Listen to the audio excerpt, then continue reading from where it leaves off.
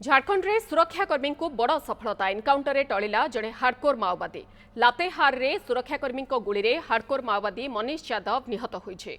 मृत मनीष मुंड पर लगी 5 लाख टंकार पुरस्कार सेहीपरि 10 लाख टंका पुरस्कार थिबा आउ जड़े माओवादी को सुरक्षाकर्मी गिरफ करिसेंते। घटनास्थल 2टी राइफल जबत होइछि। सर्च ऑपरेशन जारी रहिछि।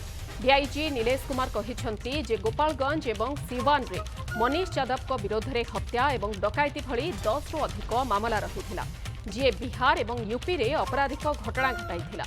मनीष यादव को दिल्लीर कालकाजीरू एसटीएफ गिरफ करिथिला।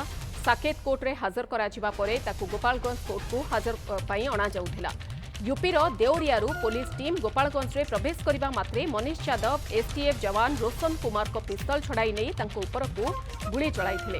गुलीटी रोशन को कांधरे बाजिथिला। ए समय रे 2टी बाइक रे आसुथिबा 5 जण अपराधी पुलिस गाड़ी ऊपर को प्राय 20 रु 25 राउंड गुली चलाइथिले।